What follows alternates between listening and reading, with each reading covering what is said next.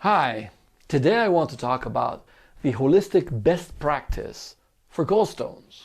Or in other words, what do you want to seek out from your therapist in order to receive the best solution for gallstones? And that is a very important question because I've seen the weirdest of solutions.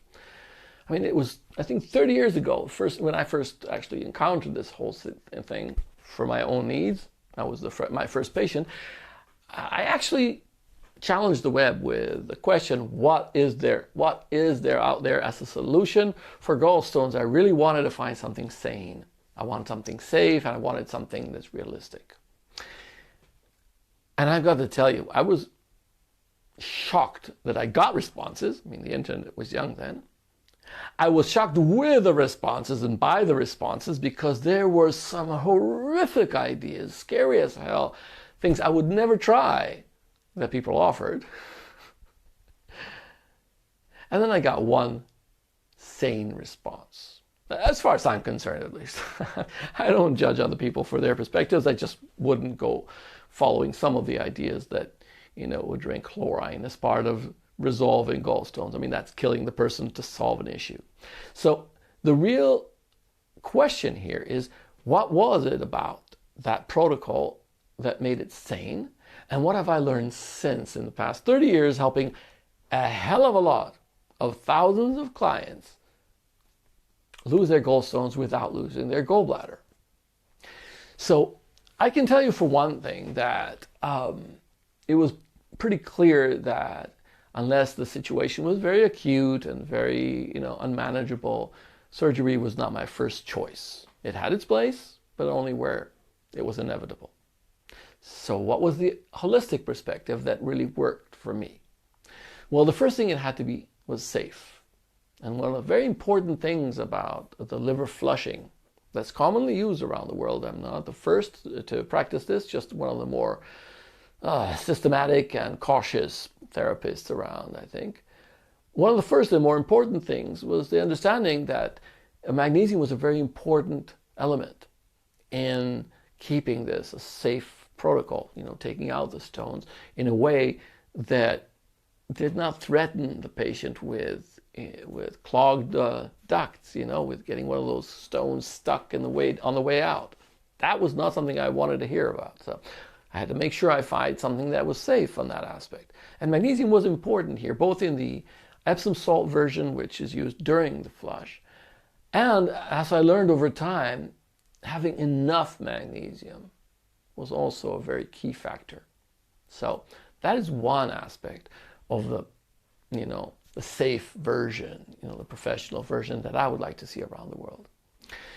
The second aspect that I found very, very important, and more so over the years, was actually having supervision while you were going through the process. I mean, my supervision was my wife. She's also a naturopath, but she didn't have experience in that. At the time, the only person I knew who'd done it was a young American guy that sent me, the idea to go for this tool.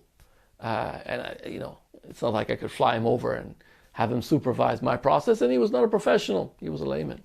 So what I went through was not fun because it was like without someone looking over my shoulder to make sure I'm doing it right, supporting me if something goes wrong, etc. So having supervision is the second thing that I would consider very important when you look for the best practice in holistic therapy for gallstones. And we do that with all our clients. At least for the first run, it has to be supervised in order for it to be professional and safe. And we make sure people actually do it right. We make sure that they understand all the nuances of it, so that if they need to repeat it, which they do, and they feel safe with it, then we feel safe with them as well, doing it, not under our supervising eyes. We usually still are available on the phone, but the first time has to be really physically there. And there's a few other aspects that you need to be considered. You need to have enough energy for this flushing. It may be a natural process, but it's still exhausting. There are several factors which I won't go into now, but all of them contribute to this process being very tiresome. And if you're not energetic enough to begin with, you will suffer the consequences. You will be exhausted at best, or you'll have weakened organs and some specific symptoms I will not plant in your mind, but I've seen that on myself the first run I did, and with a few clients who early on successfully evaded my detection. I was not. They were clearly putting up a show to just get it done fast. And since then, I've been very adamant to make sure that people are thoroughly rested and energized before they get to this process. Now, in order to make sure of that, I actually use a very unique system that belongs to the Chinese system, and that is the Chinese pulse. Chinese pulse is an amazing tool that actually gives me clarity as to how much energy they have within their digestive system specifically, and that can tell me whether or not they're up for it. When they're at a certain level and higher, I know that it's going to be just fine. They're just going to go right through it, and the next day they'll be fine. At worst, they'll need a bit of rest that next day. If they're not strong enough, I don't okay the flush. I just don't okay the flush. I want to know that they're going to come out the other side healthy and fine. And so that's a very important aspect. It's also a bit of an issue. I mean, if you're somewhere in the world and not close enough to Israel to just come over and have us do it for you, finding the right place that actually supports you with a Chinese practitioner that can, that knows how to read the pulse and understand the value of a strong enough spleen, as it would be said in jargon, in the professional Chinese jargon, is not necessarily so simple, because very often the people that offer flushes, they just teach you how to do it and send you off, or they don't necessarily have background in Chinese medicine. So it's a bit tricky, but you know what they say, it's safe or never mind. So it's worth making the effort and finding the practitioner around you that can test your pulse and making sure that you have enough energy to deal with this. And if you're not 100% sure, or if you want 100% safety, well, make the effort. We're available. Anyway, so these are the most important factors. There are lots of nuances, and most of them have to do with preventative factors that need to come in after the flush is done. Now, since the first thing in prevention is making sure you've actually finished the process thoroughly. And that's a bit of a catch, because we've seen people go into surgery with apparent several stones within their gallbladder, only to come out with an empty gallbladder. And oops, that was an unnecessary surgery. And we have also seen people who went through surgery because they had a few small stones, which are usually more problematic, could have been prevented, but came out with a huge sack of stones that was not seen in the ultrasound or other,